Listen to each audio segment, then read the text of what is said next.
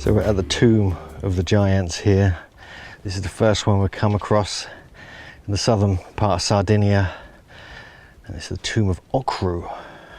And this is the curved frontal area, which we find on many of these.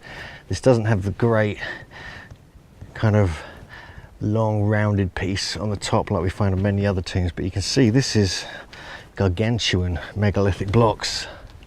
Quite well cut, relatively well cut, put together. It is still quite an impressive piece, and we have a standing stone out the front here, and the main blocks, and some of these on top here must be in excess of 40, maybe 50 tons even, and they're just piled on Cyclopean style. Let's get in there and take a closer look.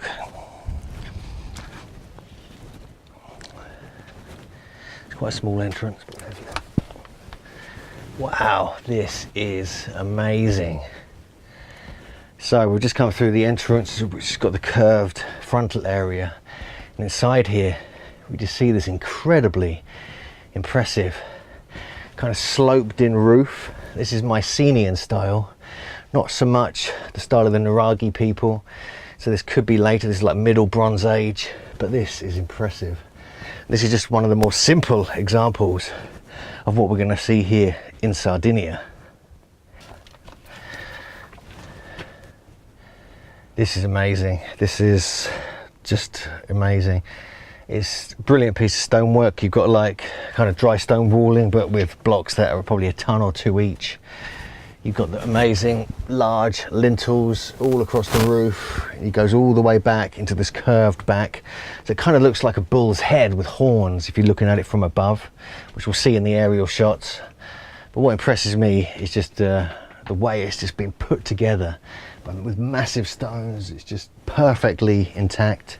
So this is just one of many giants' graves or giants' tombs that we find all over Sardinia. We know there have been giants discovered here in 1953. It was reported on the north coast, very much in the Nuraghi area, where 8-foot skeletons were uncovered.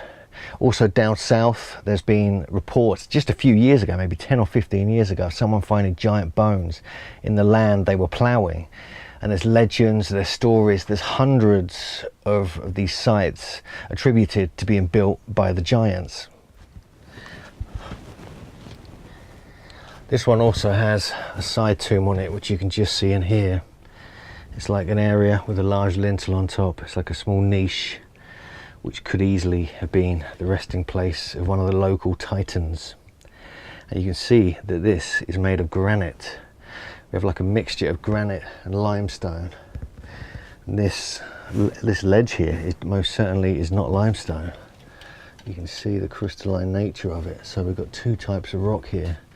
We've got the holy limestone on top, with lots of holes in.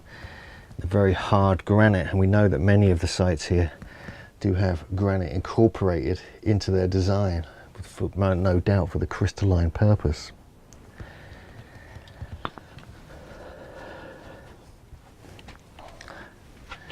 And just you can see it, this is like looking out the front now. We're looking at the front.